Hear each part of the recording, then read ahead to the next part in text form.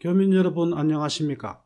교통사고를 당하면 사고 초기 단계에서부터 최종 보상금의 합의를 볼 때까지 신경 쓰고 처리하여야 할 것이 한두 가지가 아닙니다. 상대 보험사가 자기 피보험 운전자의 과실을 인정하느냐에서부터 사고와 부상의 인과관계, 치료의 적정성과 완치 여부, 그에 상응하는 합의금의 산정에 이르기까지 많은 문제들이 있고 처리 기간에 오랜 시간이 소요되기 때문에 통상은 교통사고 전문 변호사에게 케이스를 의뢰합니다. 교통사고의 클레임은 대물배상인 Personal Damage Claim과 대인배상인 Personal Injury Claim으로 나누어 볼 수 있는데, 오늘은 Property Damage Claim에 대하여 살펴보고 Injury Claim은 별도 영상으로 올리도록 하겠습니다.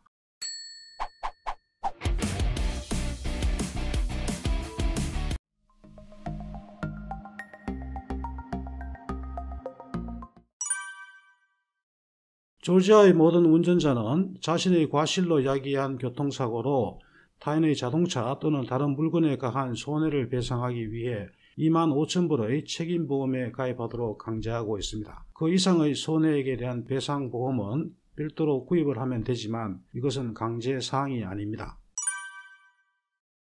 상대 보험사에 대인 대물배상을 청구하기 위해서는 먼저 상대 보험사가 자기 피보험 운전자의 과실을 인정하여야 합니다.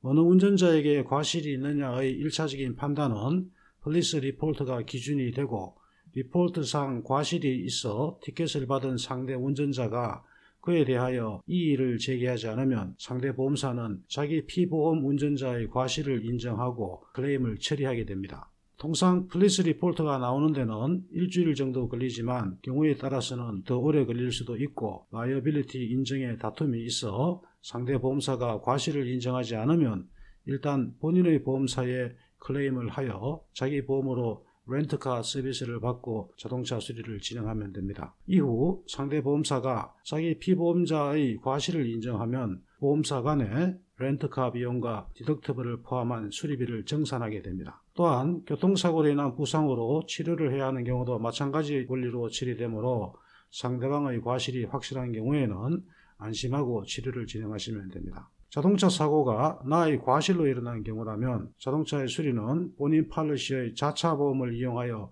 정해진 디덕터블을 내고 수리하시면 됩니다. 상대 보험사가 라이빌리티를 인정하면 자동차의 파손 상태와 수리비 견적을 뽑기 위해서 인스펙션을 진행합니다. 상대 보험사 인스펙터가 본인의 차를 보기 위해 직접 방문하거나 아니면 보험사가 정한 자동차 수리센터에 방문하여 차량의 파손 상태를 확인받으라고 요청합니다. 상대 보험사는 최소의 수리비 견적을 뽑아주지만 그것이 최종 결정 가격은 아닙니다. 스크래치나 가벼운 덴트처럼 사고가 경미한 데다 보험사가 정한 수리비도 적당하여 구태여 지금 당장 해당 파트를 교체하지 않고 나중에 수리할 생각이면 보험사가 결정한 수리비만 받아 챙기시면 됩니다. 차량의 수리는 상대 보험사가 수리센터를 제안하더라도 그곳에 가실 필요가 없고 본인이 원하는 정비소나 딜러샵에 가셔서 수리하시면 됩니다. 해당 업소는 실제 수리를 하면서 범퍼 안쪽의 센서의 손상처럼 눈에 보이지 않는 데미지가 있어 상대 보험사가 평가한 견적가보다 더 많은 수리비와 공임이 필요하면 상대 보험사에 연락하여 추가 수리의 승인을 받아 처리할 것이므로 본인은 크게 신경 쓰실 것이 없습니다.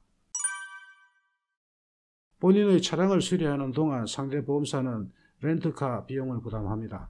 상대 보험사는 통상 사고 차량의 일반적인 수리 기간을 고려하여 렌트카 기간을 허락해주고, 만약 수리를 진행하는 동안 그 연장이 필요한 경우에는 상대 보험사의 승인을 받아 연장할 수 있고, 차량 수리가 끝나면 렌트카는 바로 반납하여야 합니다.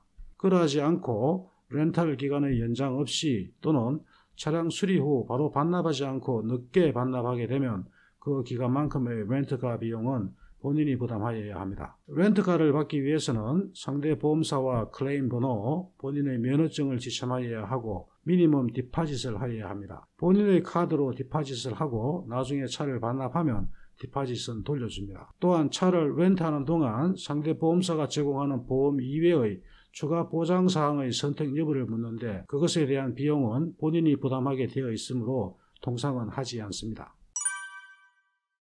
사고가 나면 수리를 하더라도 차의 가치에 손상이 가고 또한 액시던트 히스토리 상에도 기록이 남게 되므로 나중에 차를 중고시장에 팔 때에 죗값을 받지 못합니다. 이것은 해당 사고로 인해서 차의 가치가 떨어지는 손해이므로 상대 보험사에 이 부분에 대한 보상을 청구합니다. 이 diminished value는 차의 종류, 연식, 사고의 정도와 수리비 등을 고려하여 결정되고 보험사의 배상 금액이 터무니없이 적으면 diminished value를 평가해주는 전문 서비스 회사의 평가서 등을 근거로 보험사와 협상합니다.